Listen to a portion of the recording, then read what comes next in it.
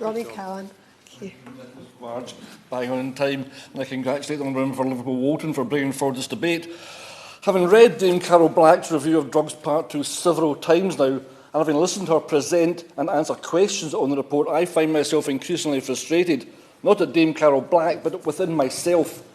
The inadequacies of the existing system are laid bare for all to see within this report. Crucial areas that must be addressed are explained and, as we've heard, 32 recommendations are detailed. Drug treatment and recovery support, funding, commissioning, diversion, employment, housing, mental and physical health, prevention, intervention and research. This report has recommendations for them all, and it's right and proper that we tackle drug policy in this way. Patching won't do. We need reforms on a grand scale and in the hands of people best placed to make them effective. For too long, it's been designated a matter for the judicial system, and our health services have been left to pick up the pieces. This report puts health at the heart of the solution and should be commended for doing so. But apart from making recommendations, there's nothing else to report or I can do, and that is the frustration. Dame Carol Black has been absolutely clear that as the UK Government starts picking and choosing which of her 32 recommendations to implement, then it won't work. And I applaud her for saying that. Too often we make do and mend with policies that need ripped up and rewritten. And Misuse of Drugs Act 1971 is a case in point. For 50 years, it has made the situation worse. But to expect the UK Government to have a sudden blinding flash of understanding and compassion is naive.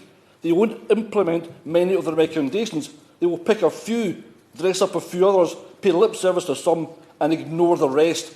And I say that with confidence and a heavy heart.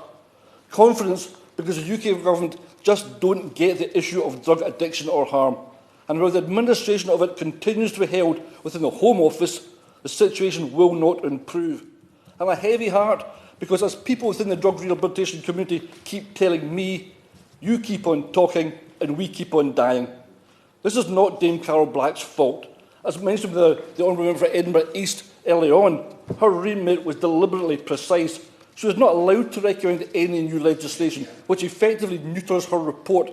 How can she be expected to identify improvements in a system which is tied up and gagged by the law if she can't suggest changes to the law? But Dame Carol Black had a good go at that by recommending a new structure for the mechanics of government, which, if it was allowed to function, could within itself produce the required legislation. And I'm sure Dame Carol Black would be very happy with that outcome. She feeds on all the good ideas, and the UK Government put them through a mincer and come up with the solutions she proposed, implements them and take the credit. To be honest, I'd be more than happy if that happened. But I just can't see it because the one recommendation is the creation of a new central drugs unit. This unit will be placed, according to the report, in whatever department or joint arrangement seems appropriate. Unless that department is a Department for Health and Social Care, then it is, in my opinion, a non-starter. The intransigence of the Home Office has been a feature of this UK Government, and I can't see that changing any day now. I expect warm words for Dame Carol Black's report, which could be seen as progress, but I don't expect the UK Government will do anything other than launch inquiries, form committees, divert the responsibility and talk about budgets and constraint. I'm very pleased that today we do have a Minister from the Department of Health and Social Care in front of me, because historically the UK Home Office is where good ideas go to die.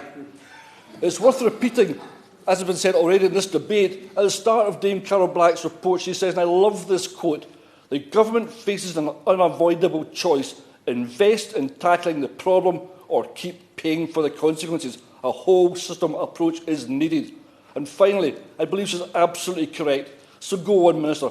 Agree to all 32 recommendations, fund them and put the power of implementation into the appropriate departments and prove me 100% wrong, please. Jonathan